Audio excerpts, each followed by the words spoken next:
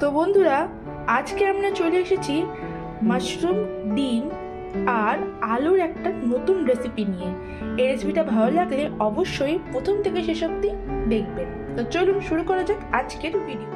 এই মাশরুমগুলোকে গরম জল দিয়ে ভালো মতো ধুয়ে নিতে হবে। দেখতেই পাচ্ছেন মাশরুমের গায়ে কত রকমের ময়লা আছে। এই ময়লাগুলো আমাদের পেটের পক্ষে খুব খারাপ। তো সেই জন্য প্রথমে এটাকে ভালো করে গরম জল দিয়ে ধুয়ে নেব।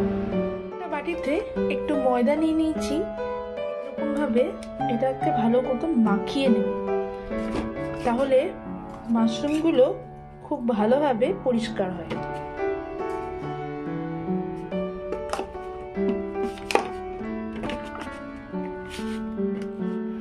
ডিমের মধ্যে লবণ,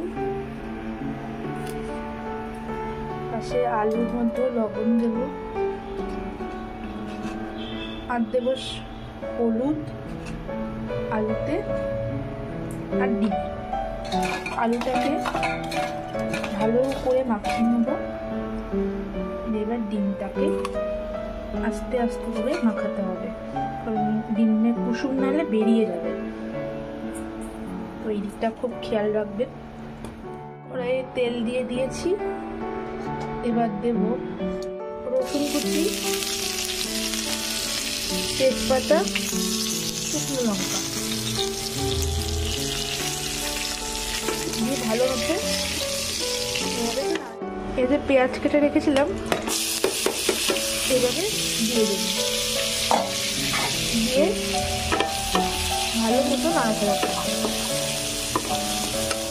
পেঁয়াজটা যে লাল লাল করে ভাজা হয়ে যাবে, তারপর আমি এখানে আদা, রসুন আর একটু লঙ্কা আর পেঁয়াজ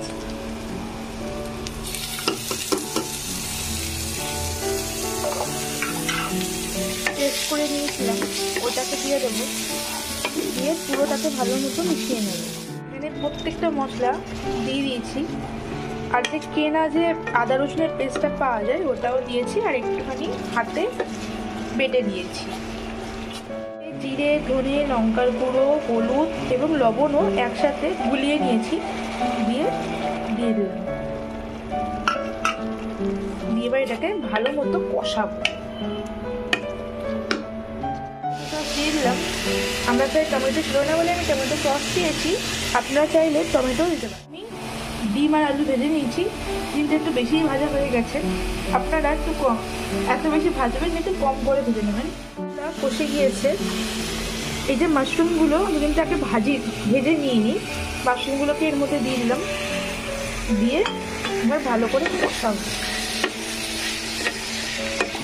দিয়ে ভালো মতো কষিয়ে নেবেন, তাতে মাশরুমটা সিদ্ধ হবে এবং এটা থেকে অনেক জল ভালো মতো সিদ্ধ হয়ে কষেও গিয়েছে। এবার যে ভেজে রাখা আলুগুলোকে দিয়ে দেবো, ডিমটা একেবারে লাস্টে দেবো। মাশরুমটা এরকম অবস্থা একবার খেয়ে দেখবেন, এত সুন্দর খেতে লাগবে না এরকম অবস্থায়, যেখানে মাছ মাংস সবই তেল।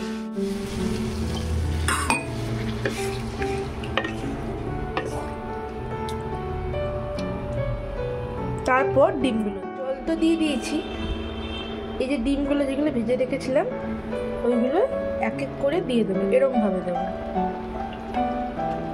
এগুলো দিয়ে দিয়েছি, এবার ঢাকা দিয়ে দেবো।